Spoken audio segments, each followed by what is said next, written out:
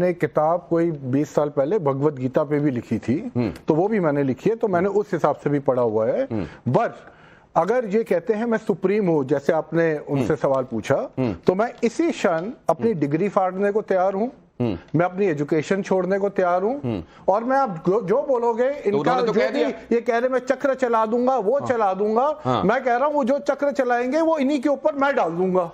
तो कहने का मेरा मतलब है इनके पास कुछ नहीं है, ये पावर नहीं है, कुछ नहीं है, ये सब इनकी मन धड़क कहानी है। अब आप सुनिए, when he came here he said मैं आज कृष्ण के रूप में आया हूं, कि मन क्या ठीक है, आज मैं कृष्ण के रूप में आया हूं। मन घड़न से पहले मन समझ में आना चाहिए ना। सुनिए बाबा जी, सुनिए 1-1.5 मिनट उनको बोलने दीजिए, उनको समझते हैं कि वो क्या कह रहे हैं। फिर इन्होंने कहा मैं सेंटर पॉइंट हूं, सेंटर पॉइंट का मतलब है कि मैं बैलेंस करता हूं। सुनिए ना, फिर आपने देखिए आप बोलने नहीं दे रहे बाबा जी, नहीं आप रुकिए ना, मैं शो ना मैं चला भी जाऊं, मुझे फर्क नहीं पड़ता ना। आप बोले थे ना आप ये कुछ सही रहते हैं, मैं कुछ नहीं रहता ना, मैं तोड़ फोड़ के यहाँ से चला जाऊं, मेरे को फर्क नहीं पड़ता।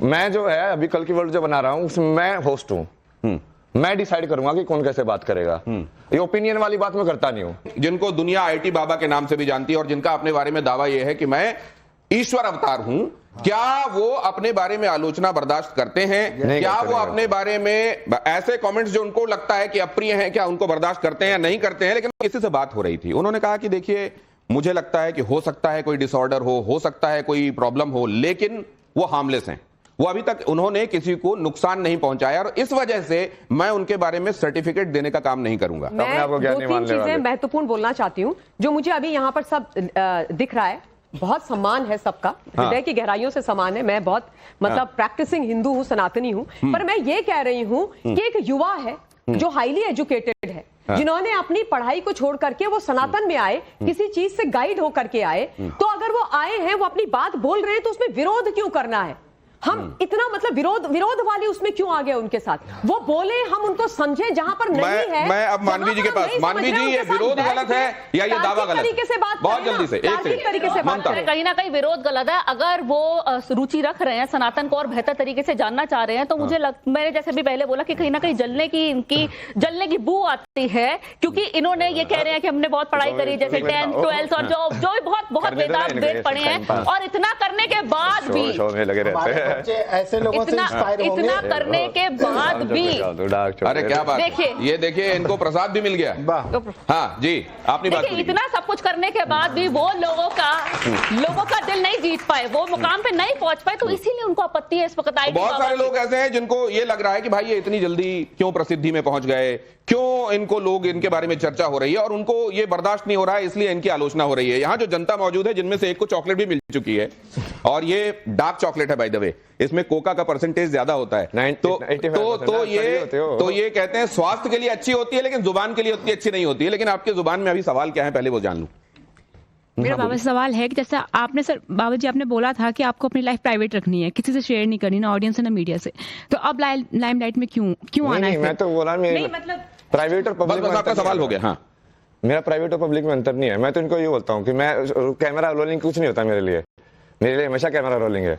वो कहते हैं कि वो सेम ही हो, प्राइवेट और पब्लिक को सेम बना। वो कहते हैं मेरे लिए जैसा ये है वैसा ही वो है, आपके लिए फर्क होगा। हाँ, मतलब आप कब ये सोचे कि आपको इस फील्ड में आना है?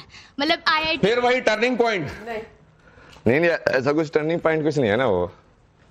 वो आपको वही तो बताया कि तो सारा फेमस हुआ, वो कहाँ जाओगे, नहीं आओगे। जैसे हमारी गवर्नमेंट IITs पे बहुत इन्वेस्टमेंट करती है, वो IIT में जो पढ़ता है इन पे भी की, तो ये नहीं हुआ कि वो इन्वेस्टमेंट वेस्ट हो गई अगर इन्होंने वो छोड़ के?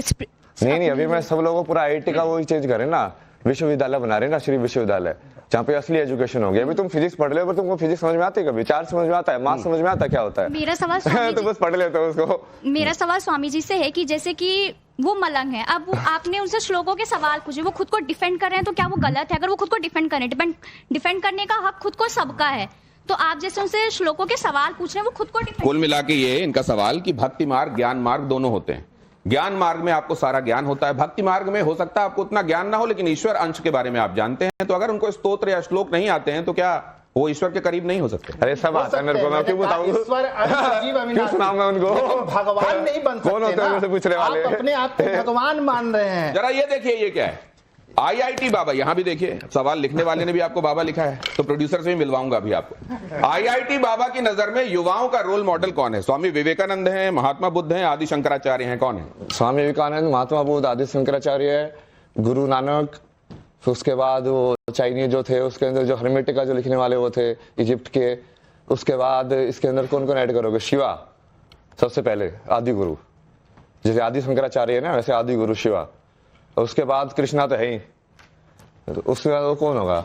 बहुत सारे हो ना अपने यहाँ पे, तो जैसे जैन भी हैं, महावीर जैन भी हैं, अब उसको डालते जाओ। मीराबाई भी हो सकते हैं तुम्हारी आइडल, सूरदास भी हो सकते हैं तुम्हारे ओशो आइडल। भी? हाँ, ओशो को मत बनाना यार, वो ओशो क्या है ना, वो तांत्रिक टाइप का इंसान है ना वो। ईश्वर को पाने का सरल मार्ग क्या है? भक्ति मार्ग है कि ज्ञान मार्ग है? सरल तो भक्ति है, क्योंकि भक्ति में तुम पहले ही जवाब मान लेते हो ये ईश्वर है, भक्ति करो तो काइंड ऑफ जवाब तो तुमको ऑलरेडी मिल गया है। तो आपको तो वैसी वाले लोग ठीक लगते हैं ना? नहीं, मैं तो ज्ञान पे ज्यादा फोकस कर रहा हूँ ना अभी। आगे प्ले कीजिए प्लीज। किसका पालन सबसे कठिन है? अहिंसा का, सत्य का, ब्रह्मचर्य का? किसका पालन सबसे कठिन है? किसका पालन सबसे कठिन है? एक ही है वैसे ये तीनों चीजें। सत्य पे चलोगे तभी अहिंसा पॉसिबल है।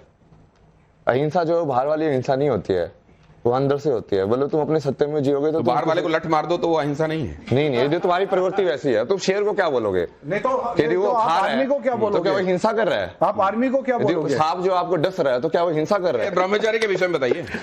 नहीं, ब्रह्मचर्य तो ये ना, ब्रह्म का आचार्य है ना, मतलब कि तुम वो बेसिकली जिस चीज को जो सत्य बोला गया उसी को ब्राह्मण बोला गया है, वहीं से ब्राह्मण शब्द आया, वहीं से ब्रह्मा शब्द आया है, वहीं से कहीं ना कहीं ब्रह्म शब्द वहीं से आया है। ऐसे आया?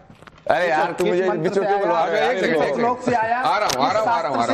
नेक्स्ट आपके पास आऊंगा, पूरी बात सुनूंगा। नेक्स्ट प्ले कीजिए। आगे जीवन का अंतिम उद्देश्य, आप मुझसे बात कीजिए। जीवन का अंतिम उद्देश्य क्या है? विज्ञान की खोज। एक ही है वो। विज्ञान की खोज और परमात्मा की प्राप्ति एक ही चीज है। सांख्य योग है वो ऊपर वाला। हाँ, ऊपर वाला जो सांख्य योग गीता में जो कृष्ण बोलते हैं ना, हाँ, मतलब सांख्य जिस चीज का मतलब नंबर के अंदर समझना। हाँ, सांख्य वही होते हैं, संख्या। हाँ, तो वो उस विज्ञान की खोज करोगे तो भी तुम वही करोगे, और परमात्मा की प्राप्ति वो तो फाइनल है। मतलब वो कोई भी योग का तरीका आप अपना सकते हो। मतलब ये एक ही सिक्के के दो पहलू हैं। एक ही सिक्के के दो पहलू। नेक्स्ट प्ले कीजिए। जीवन का अंतिम उद्देश्य विज्ञान सम्मत होकर चीजों को देखना, ईश्वर की प्राप्ति दोनों ही है। अगर आश्रम बनाना हो तो कहां बनाएंगे? गोवा में बनाएंगे, अयोध्या में बनाएंगे, ऋषिकेश में बनाएंगे। मंदिर कहां होगा बाबा का? नहीं, मंदिर नहीं बना रहे। एक तो श्री विश्वविद्यालय बना रहे, उसका पूरा प्लान किया कि वो बीच में सरस्वती देवी का मंदिर होगा, फिर उसमें 64 जो योगिनी है, 64 जो कलाएं होती है, उनके हिसाब से मंदिर होगे, और जो जिस कला का जो देवी होगी ना उसके हिसाब से उसको सिखाएंगे वहां पे, और उस टाइप की एनर्जी बनाएंगे वहां पे। महाकुंभ का सबसे आकर्षक चेहरा कौन सा है? ये सवाल ही गलत है। अभी तो बोल रहे थे रुद्र सबसे बढ़िया यही निकला है। सबसे आकर्षक चेहरा कौन सा मेरा? तो आप ये कह रहे हैं कि चौथा चेहरा होना चाहिए जो मैं हूँ। तो मेरा तो डाला ही नहीं। तो आप तो दिख ही रहे हैं इसमें। अब इनमें बता दीजिए, मोनालिसा। इनमें बेहतर विचारक कौन है? किसके विचार बेहतर हैं? महात्मा गांधी, डॉक्टर हेडगेवार का आगे, मतलब इनसे तो बेहतर ही है वो। पूरा वो भी नहीं है क्योंकि वो राष्ट्र को देख रहे हैं। वसुधैव कुटुंबकम का कहीं ना कहीं वो कॉन्फ्लिक्ट आएगा ना उसमें। राष्ट्रवाद और वसुधैव कुटुंबकम को दोनों को कैसे हैंडल करोगे अब आप? कि नेशनलिज्म वो अमेरिका वाला हो जाएगा। अमेरिका फर्स्ट है कि वसुधैव कुटुंबकम है। तो सब धर्म में और जो लोक धर्म में उसमें वो कॉन्फ्लिक्ट है, धर्म संकट जो आप बोल रहे हैं। लेकिन आप जैसे कहते हैं कि प्रजा जो है वो पालने के लिए होती है, ईश्वर की सारी प्रजा होती है, लेकिन उन्हीं में से रावण छांट लेते हैं, वो उन्हीं में से कंस छांट लेते हैं। तो इसी तरीके से वसुधैव कुटुंबकम तो हो सकता है, लेकिन जिस मिट्टी में पैदा हुए वो हमारी राष्ट्र है, उसको हम सबसे ऊपर रखेंगे। ये दोनों चीजें हो सकती हैं। दोनों चीजें की समझ होनी चाहिए। दोनों चीजों की समझ होनी चाहिए, लेकिन इनसे बेहतर वो है, आपने कह दिया। चलिए नेक्स्ट प्ले कीजिए। आईआईटी बाबा के लिए पहले क्या? गीता, संविधान। गीता की जगह आप वेद भी लगा सकते हो, जो कि वो साइंटिफिक भी है। फिर जैसे गीता में वो सिर्फ जो ज्ञान टाइप में है ना, और वेद में डालोगे तो वो साइंस की बुक भी वही हो जाएगी। मतलब साइंस की बुक भी वही है, आध्यात्मिक बुक भी वही है, और तुम्हारे संविधान की बुक मतलब जीवन को तुमको धर्म कैसे जीना है वो भी वही है।